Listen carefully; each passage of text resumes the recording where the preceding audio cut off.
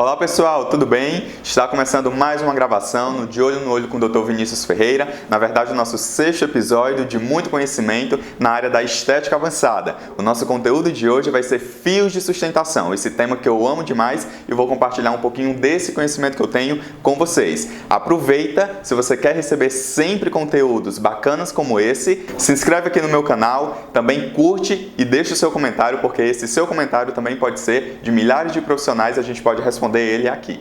Olá profissionais da saúde estética, eu sou o Lucas e hoje vamos falar sobre fios de sustentação. Acompanhe até o final desse conteúdo que a gente vai ter muita pergunta, muita resposta bacana sobre esse assunto. E para começar sobre o assunto, eu quero que você fale mais sobre o surgimento dessa técnica, né? Qual o benefício dela dentro da estética, o porquê que ela surgiu. Então, gente, o fio de sustentação já foi utilizado há muitos anos atrás, né? Então era feito a partir de intestino de carneiro. Só que o que acontecia com esses materiais? Não eram bem aceitos, né, pelo corpo das pessoas, acabavam sendo rejeitados e daí foi se aperfeiçoando, né, essa técnica com outros materiais. E hoje a gente tem muitos outros compostos que são usados para fazer fios de sustentação e um deles é a polidioxanona, que é o material hoje mais biocompatível, que causa menos reações no corpo das pessoas e que é mais bem aceito. E falando sobre mais, além do surgimento, o que é que ele tem de diferencial dentro dos outros procedimentos da harmonização facial? Porque a harmonização facial é um nicho, né, que dentro dele tem preenchimento, botox e o fio de sustentação. E como que é o diferencial dele, né, diante dos outros? Pronto. Na verdade, os fios de sustentação, eles têm a capacidade de reposicionar estruturas. Além disso, outro grande diferencial dos fios de dermosustentação é a grande produção de colágeno. Então, quando a gente pega os estudos de hoje relacionados a fios de sustentação, quando biopsiamos a pele dos pacientes de antes e depois, é possível observar uma grande malha de colágeno que é produzido ao inserir esses fios na pele do paciente. Então, o grande boom, né, dos fios de sustentação na prática é a tração. Na verdade, é o reposicionamento dos tecidos. Então, é um procedimento muito bacana. Ele é um procedimento hoje simples, que os pacientes não necessitam de muito tempo de repouso, né? A gente consegue fazer os fios de dermosustentação e aí na mesma semana, o paciente já volta às suas atividades normais, então acaba que sendo diferente de um lifting cirúrgico, onde o paciente precisa passar, em média, de 1 mês dentro de casa, é preciso se ausentar do trabalho. Então, esse procedimento é tão procurado pelas pessoas devido ao seu pós, que é muito tranquilo.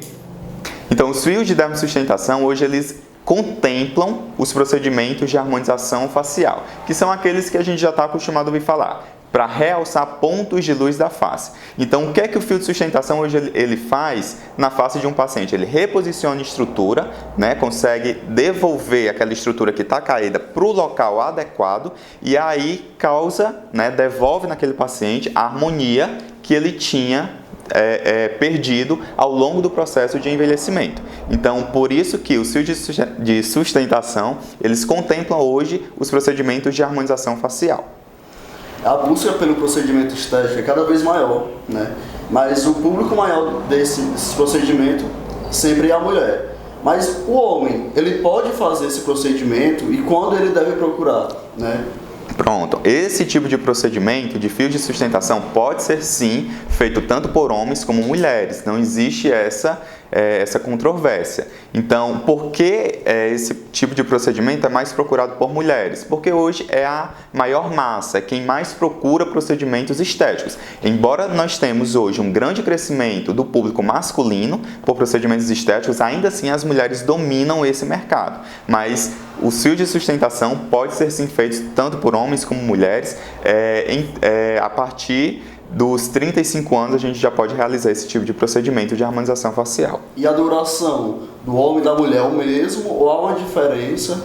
Como é que funciona? Olha, o corpo do homem geralmente consegue responder mais na produção de colágeno, né, que é um efeito secundário após a colocação do fio de sustentação. Devido a essa resposta melhor e o colágeno ser mais firme, acontece que os homens acabam que tendo uma duração maior desse tipo de procedimento, que é geralmente entre 2 anos a 2 anos e meio, tendo aí pessoas que têm uma durabilidade desse colágeno produzido de até 3 anos. O profissional, quando vai atender na sua clínica ou em outra clínica, e ele recebe aquele paciente, né, mais magro, mas tem uma pele um pouco caída. Devido ao processo de perda de peso? Sim, ele pode fazer. E como é que funciona? Como que o profissional ele tem que lidar? Pronto, na verdade, um dos principais públicos que a gente faz fios de dermosustentação é geralmente com essa queixa. Ou seja, ele era mais gordinho, passou por um processo de emagrecimento e aí ficou com a face mais caída, né? Então, o fio de sustentação ele cai muito bem para esse tipo de paciente. Mas, na verdade, a dica que eu dou para você, profissional da saúde, é fazer uma anamnese bem detalhada. Muitas vezes, o paciente ele tem essa perda exagerada de peso, mas que o preenchimento é um método mais adequado do que o fio de sustentação. Então, nem sempre fios de sustentação é o método ideal para o caso daquele paciente. É necessário uma avaliação mais detalhada para a gente saber se o fio é realmente melhor, né, do que outros procedimentos estéticos. Mas como é que faz para ter o resultado dessa análise? Quais os pontos que devem ser observados? Pronto, geralmente, pessoas que são ideais, digamos assim, para inserção de fios de sustentação são aquelas que perderam o ESOF, que são os compartimentos de gordura da face. A gente geralmente chama do sistema músculo-aponeurótico superficial. Então, quando as pessoas perdem essas camadas de gordura da face, ela tem, digamos assim, um caimento, né, dessas zonas, causando, por exemplo, o sulco nasogeniano muito marcado. E daí, essas pessoas que têm esses sulcos bem marcados são aquelas ideais para se colocar fio de sustentação, porque através do processo de tração a gente consegue rearranjar essa estrutura, colocar ela no local adequado. E muitas vezes, Lucas, tem pessoas que já têm um quadro tão grave que a gente, além dos fios de sustentação, tem a necessidade também de fazer a técnica mista, que é a inserção também de preenchedores. Então, além de devolver aquela estrutura para o local adequado com os fios de sustentação, a gente precisa dos preenchedores para devolver volume naquela face. Doutor Vinícius, existem outras diferenças de fios no mercado? Pronto, então, na verdade, hoje nós temos 2 tipos de fios, que são os fios lisos, que esses fios lisos, eles são responsáveis apenas pela produção de colágeno. Então, aquela pessoa tem um pouco de flacidez naquela região, ou simplesmente quer estimular colágeno, então a gente faz a inserção de fios de polidioxanona do tipo lisos, ou então do tipo parafuso. Existe também esse tipo de fio, e a diferença entre eles é que, ao invés de ele ser liso, na agulha ele vem em forma de parafuso, né? Ele vem enroscado. Então, qual a diferença entre o liso e o parafuso? Aqui, o parafuso, por ele ser colocado na pele em forma, né, circular em parafuso, ele acaba que estimulando mais colágeno, né? Outro tipo de fio seria os fios de tração, que são fios espiculados, ou seja, eles possuem umas garras, e essas garras elas conseguem se prender aos tecidos e aí conseguem, através dessas garras, provocar um lift naquele tecido. Então, hoje os fios que a gente tem no mercado o fio liso e o fio de parafuso para a produção de colágeno e o fio de tração, que possui garras. Além de tracionar o tecido, ele também funciona como um potente produtor de colágeno. Sabendo desse benefício, uma demanda dentro do mercado, ela é grande, né? Mas o profissional ele precisa ter em sua mente um lado psicológico forte, por conta que alguns pacientes vão chegar com aquele receio, aquele medo. Nossa, vai doer e tudo mais. Qual a dica que você dá para o profissional para ele se preparar na hora de dizer para o paciente como que funciona explicar o passo a passo, o que é que você diria? Pronto, a maioria dos pacientes, eles chegam até no consultório um pouco meio receiosos e com trauma, né? Porque para ele vir até o consultório, ele já pesquisou e já viu lá no YouTube diversos tratamentos, né? Com a inserção de fios de tração. E ele vê que não é algo assim tão simples, isso choca eles, né?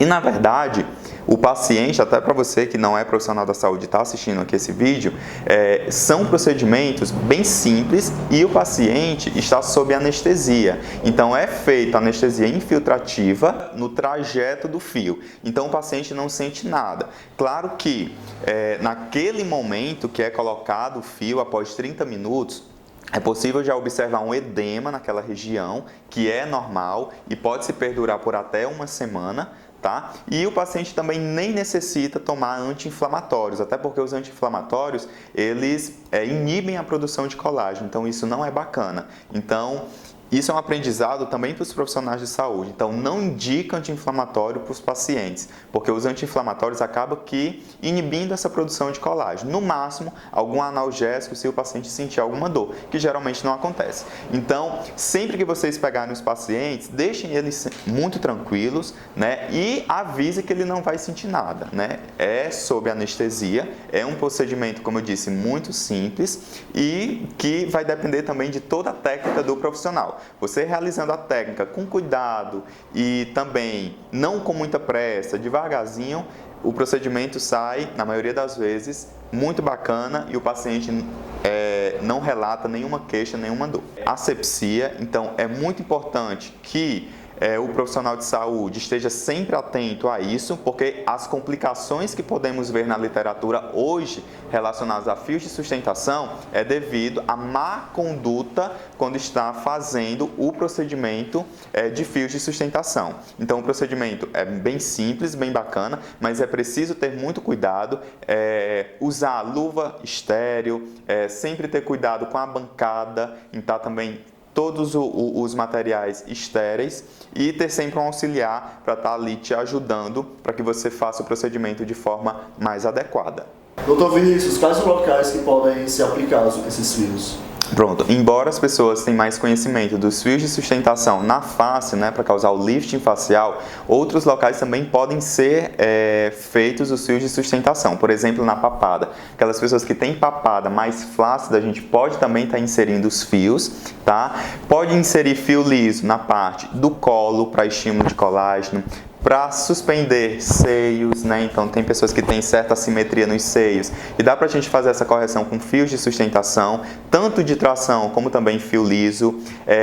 Para as pessoas que têm flacidez no abdômen, flacidez em posterior de braço, interno de coxa, então todos esses locais podem ser utilizados os fios de sustentação. Claro que, como eu te disse, precisa se fazer uma avaliação detalhada para saber se aquela flacidez é viável fio de sustentação ou não, porque tem flacidez muito avançadas que não só fios vai resolver esse problema. Eu gostaria que você mostrasse como é que é feito, né? Para o pessoal que está assistindo aí no YouTube, no Instagram, no Facebook. Pronto.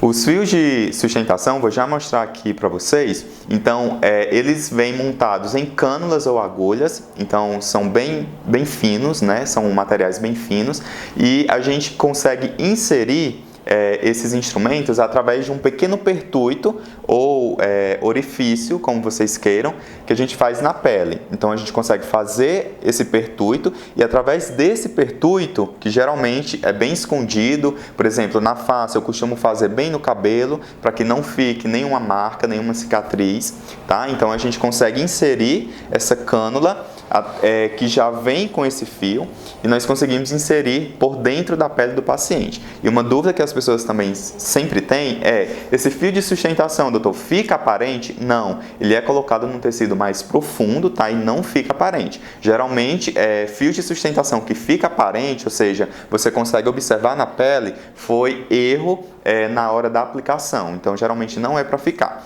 Outra dúvida também muito frequente. Pode acontecer? Como seria esse erro?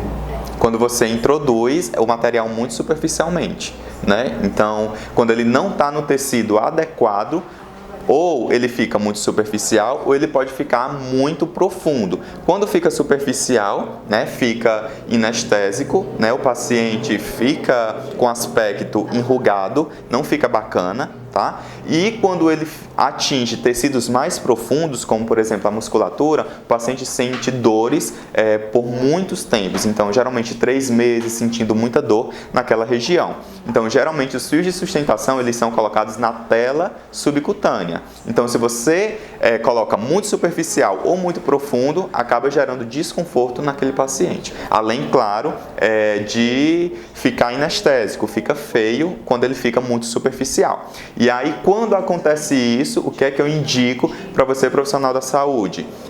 Retirar esse fio. Geralmente, o fio de sustentação, gente, de polidioxanona, que é um material bacana de ser usado, devido a esse fato de que ele sofre hidrólise simples na presença de água. Então, basta você injetar soro fisiológico no caminho, no trajeto onde você colocou o fio, que ele vai se dissolver mais rápido e, portanto, não vai ficar com aquela aparência feia no paciente. Então, gente, aqui são os fios de PDO, fio de polidioxanona.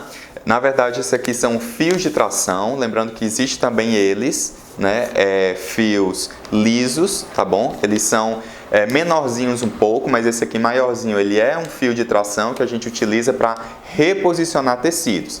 Esse aqui, por exemplo, pode ser utilizado na face, para fazer nariz, papada, tá bom? Seio, então dá para fazer muitas regiões com esse fio aqui, tá? Lembrando que é de tração e ele, na verdade, puxa, ele tem essa capacidade de causar um lifting onde você introduz ele, tá bom? Lembrando que ele vem em cânula, ó, muito bacana porque ele vem em cânula e daí não tem perigo de ficar hematoma ou você romper algum vaso sanguíneo ou algum nervo, porque como ele vem em cânula, ele é mais tranquilo de se trabalhar, tá? Essa é uma dica para você que é iniciante. Então, como ele vem em cânula, para você colocar ele na região você precisa fazer um pertuito, geralmente com uma agulha 40x12, que em alguns fabricantes já vem junto com os fios, tá?